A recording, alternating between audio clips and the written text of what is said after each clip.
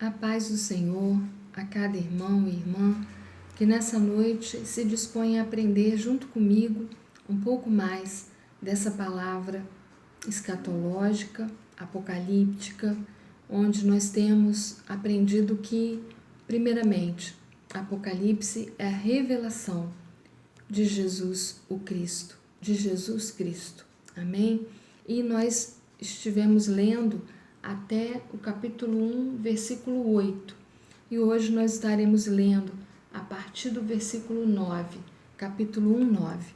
A nossa ideia não é correr, mas é aprender, é mergulhar, é parar para refletir o que diz a palavra. Feche os seus olhos, vamos falar com Deus. Senhor Deus, na Tua presença, pedimos em nome de Jesus que o Teu Espírito revele Jesus Cristo a cada um de nós, a cada um que se dispõe a ler a Tua palavra na intenção de Te conhecer, na intenção de saber o que o Senhor espera de nós, enquanto filhas e filhos, enquanto igreja do Senhor. Fala conosco, que todo impedimento saia e caia por terra e revela a cada um de nós o Teu querer, em nome de Jesus. Amém. Amém. Primeiramente, nós vamos estar lendo o texto, amém? Versículo 9. Eu, João, irmão vosso e companheiro na tribulação, no reino e na perseverança, em Jesus achei-me na ilha de Pátimos, por causa da palavra de Deus e do testemunho de Jesus. Nós sabemos que o apóstolo João, a quem é designado o autor dessa carta, dessa epístola, ele está na ilha de Pátimos e lá ele está preso por conta exatamente do testemunho que ele dava a respeito de Jesus. Enquanto a igreja era perseguida, ele vai cumprir a palavra que Jesus diz, dizendo que ele estaria vivo com muitos dias, muitos anos, né? E ele acaba vendo, porque Jesus diz que ele não vai passar da morte sem antes ver, e ele realmente vê. E ele se auto-indica irmão e companheiro de quê? De tribulação, irmão e companheiro no reino e na perseverança. E eu gostaria de deixar aqui que cada um de nós possamos, como João, nesses dias, realmente sermos companheiros uns dos outros, irmãos em Cristo, irmãos no que? Na tribulação, nesse tempo difícil que estamos passando, mas também no reino, pedindo ao Espírito que venha o reino, que seja feita a vontade de Deus, que é perfeita, e na perseverança. Guarda a tua fé, guarda, se alimenta da palavra. E essa palavra vai dizer no versículo 10, achei-me em espírito no dia do Senhor. Ou seja, hoje é o dia do Senhor, o dia que Deus nos deu para a gente ouvir a palavra. E João, ele ouve, olha o que ele diz, ele se achava em espírito, ou seja, ligado no Espírito Santo, buscando as coisas do alto. E era o dia do Senhor porque o Senhor veio falar com ele. E ele ouviu, ele fala, o ouvi por trás de mim. Eu ouvi por trás de mim grande voz, como de trombeta, dizendo, o que vês, escreve em livro e manda às 7 igrejas. Aí está falando aquilo que a gente já disse. Essa carta é destinada às 7 igrejas da Ásia Menor. E essas 7 igrejas, onde hoje é a Turquia, ela tinha nome, né? Foi endereçada a Éfeso, a Esmirna, a Pérgamo, a Tiatira, a Sardes, a Filadélfia e a Laodiceia. E na próxima aula nós vamos estar iniciando as cartas escritas a essas igrejas, mas nós entendemos que é também escrita a mim e a você, a Igreja Metodista em Vila Isabel e a toda a igreja que espalhada na face da terra, crê que nós estamos vivendo os dias em que todos invocariam o nome do Senhor e seriam salvos. E aquele que invocasse sobre todo o Espírito, né, sobre toda a carne, sim, se derramaria todo o Espírito Santo. Nós estamos vivendo um tempo de preparo para a volta de Jesus. E esse tempo realmente é um tempo de Deus na nossa vida, é o dia do Senhor e é tempo de estarmos ligados naquilo que fala a palavra. E eu creio que essa palavra revelada de Cristo não é para ter medo, mas é para ter a certeza de que Deus se importa conosco, de que Deus deixou um direcionamento para a igreja dele, para a sua noiva, porque essas igrejas já não existem no físico, as nossas igrejas estão vazias, mas eu e você somos igreja na casa, e na casa podemos estar cheios do Espírito, podemos nos esvaziar de nós mesmos. E aqui diz que João, ele ouve, porque ele está ligado no Espírito. Quem tem ouvidos ouça, ele vai dizer várias vezes em Apocalipse. E no versículo 12 do capítulo 1 de Apocalipse, voltei-me para ver quem falava comigo, e voltado, vi 7 candeeiros de ouro. João tem a visão de 7 candeeiros, e no meio dos candeeiros, um semelhante ao Filho do Homem. Guarda essa expressão, um semelhante ao Filho do Homem, com vestes talares, cingido à altura do peito com uma cinta de ouro.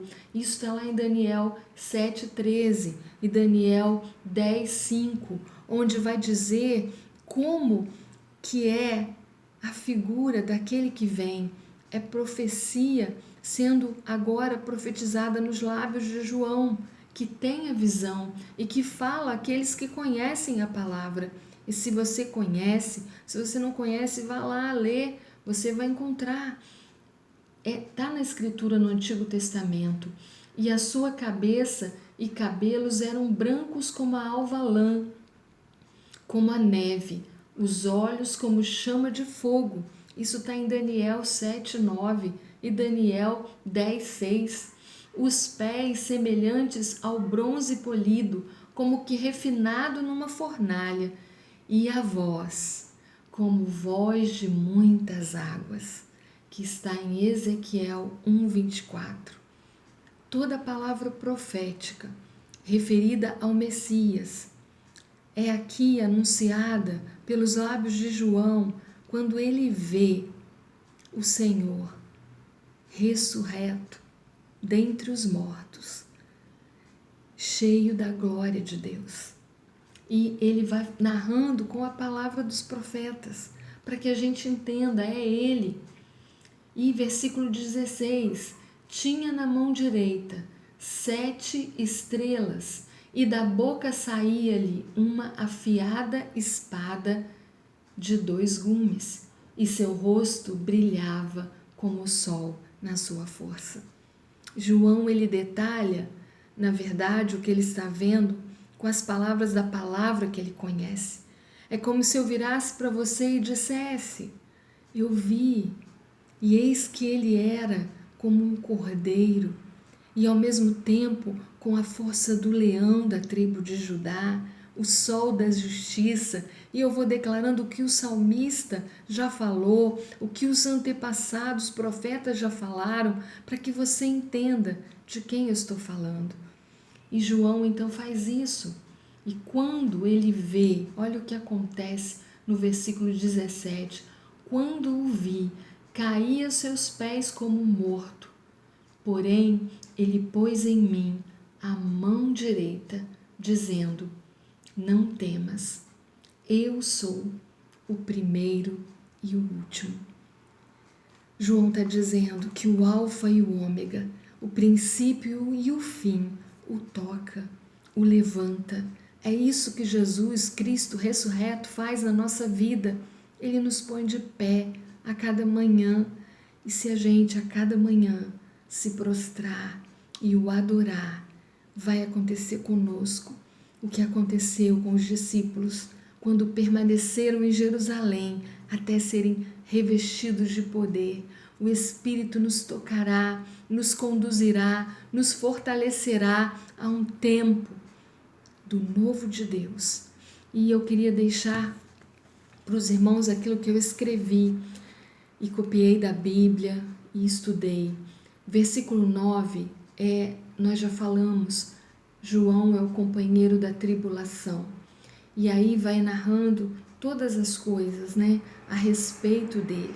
Mas a expressão que se encontra é exatamente a expressão que eu pedi para que cada irmão guardasse, que aquele que ele vê, né, aquele que ele enxerga, ele declara no versículo 13 que ele é semelhante ao Filho do Homem. Bom, ele, na sua visão, ele diz claramente, em Daniel 7,13, vai dizer: eu estava olhando nas minhas visões da noite, e eis que vinha com as nuvens do céu como Filho do Homem. Essa expressão Filho do Homem, ela é tratada pelos profetas no Antigo Testamento. E dirigiu-se ao ancião dos dias e fizeram chegar até ele. Esse título, como Filho do Homem, Jesus também empregou com frequência para se referir a si mesmo e à sua missão.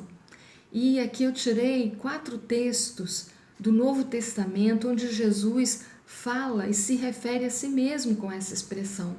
Mateus 16:13, indo Jesus para os lados da Cesareia de Filipe, perguntou a seus discípulos: quem diz o povo ser o Filho do Homem? Ele pergunta: quem o povo está dizendo que é o Filho do Homem? Em Marcos 8:31, né? Marcos, o segundo evangelho, então começou ele a ensinar-lhe que era necessário que o Filho do Homem sofresse muitas coisas, fosse rejeitado pelos anciãos, pelos principais sacerdotes e pelos escribas, que fosse morto e que depois de 3 dias ressuscitasse. Jesus está declarando que o Filho do Homem precisava vencer a morte e ele se chama de Filho do Homem. No Evangelho de Lucas, o terceiro evangelho sinótico, vai dizer: porque o Filho do Homem, olha Jesus falando de novo, porque o Filho do Homem veio buscar e salvar o perdido. Lucas 19:10. E por fim, João 13:31. João, o evangelho que não é sinótico, que fala de uma maneira diferente, mas conta e dá testemunho. O mesmo João que agora na ilha de Patmos vê Jesus.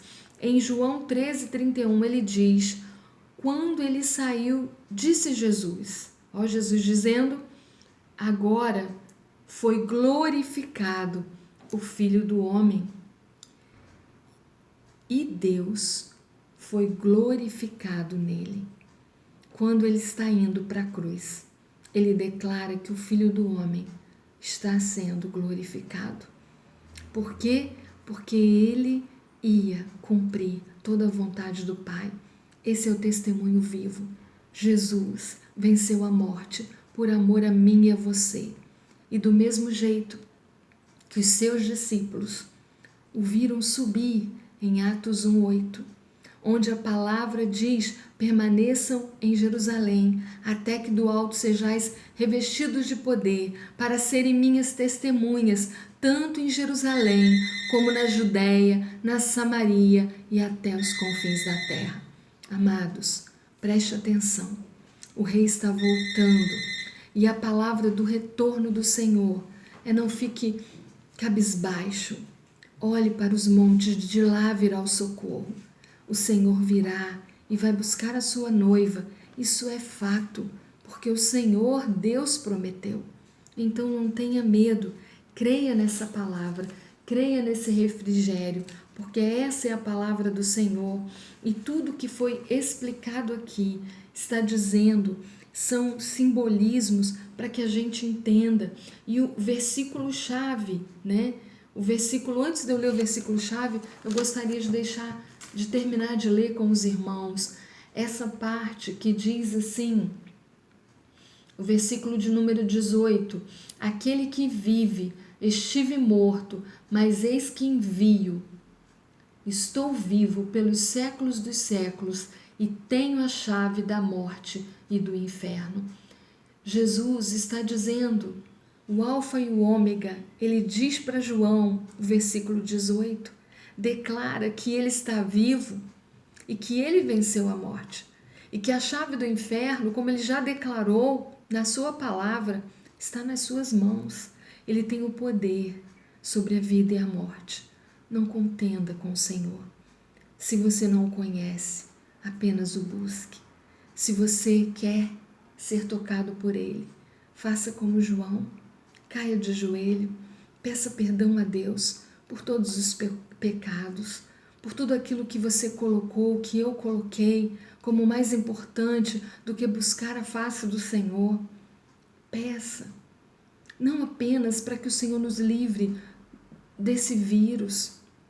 Nós estamos orando por isso, mas que o Senhor nos livre da morte eterna.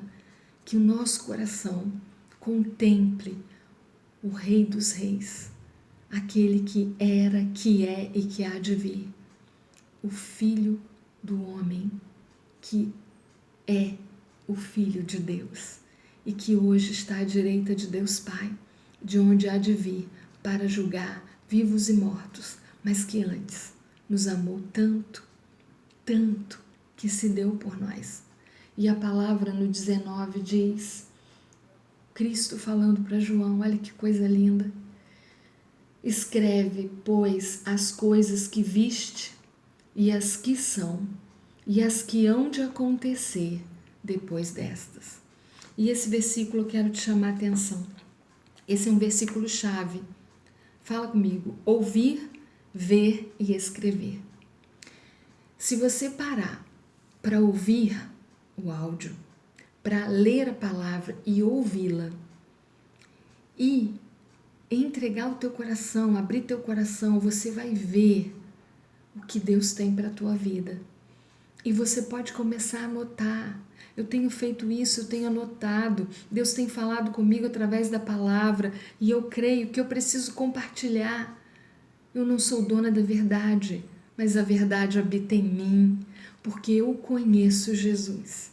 Jesus, Rei dos Reis, está vivo e fala conosco, aleluia. E ele voltará e vem buscar a sua noiva. E se você não é tempo de ser. É tempo de se levantar dessa poltrona. É tempo de se levantar e de se prostrar na presença de Deus. É tempo de orar pelos seus. É tempo de crer. Amém? E essa palavra, ela é versículo-chave, porque Deus nos chama a um tempo de intimidade com o Senhor. E hoje eu iniciei 50 dias. Os 50 dias de Pentecostes, eu sei que domingo foi dia de Páscoa, mas eu iniciei hoje, dia 15, e te convido a entrar nesse propósito. 50 dias de oração no seu secreto. Você e Deus, no teu horário, pode ser como eu tenho feito no momento da primícia, quando eu acordo. No teu momento, dê para Deus 1 hora. Fale, chore, ore, entregue, mas ouça. João viu e ouviu porque ele esperou em silêncio. Ele queria saber. Você quer saber? Deus vai te revelar. E não precisa ter medo, porque o que João usava de figura, de símbolo, era algo que ele conhecia da palavra. Não precisa ficar achando, não, o Senhor é simples. Ele vai falar na simplicidade contigo. E Ele está dizendo para a gente, deixa eu me revelar, permaneça na fé, busque, descansa, ouça Deus e escreva. Esse tempo vai passar e você vai poder compartilhar as coisas que Deus fez na tua vida. Amém? Versículo 20, para encerrar o capítulo 1. Quando ao mistério das 7 estrelas que viste na mão direita e os 7 candeeiros de ouro. As 7 estrelas são os anjos da igreja e os 7 candeeiros são as 7 igrejas. E nós já falamos isso, né? Cada uma das cartas de Apocalipse é dirigida, na verdade, aos anjos. Ângelos são mensageiros no grego.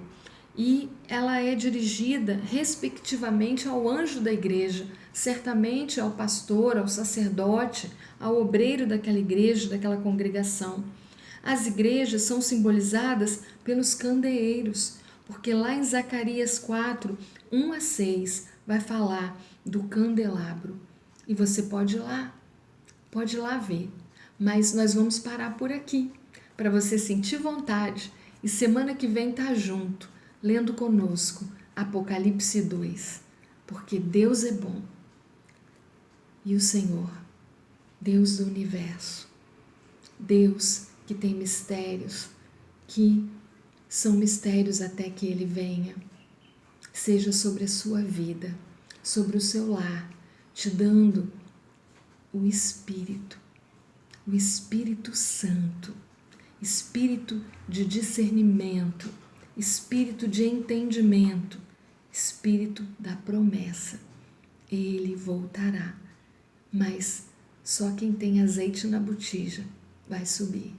É só com o Espírito Santo. Que a graça do Pai, do Filho e do Espírito seja sobre você e busque na palavra o amor do Pai. Compartilhe.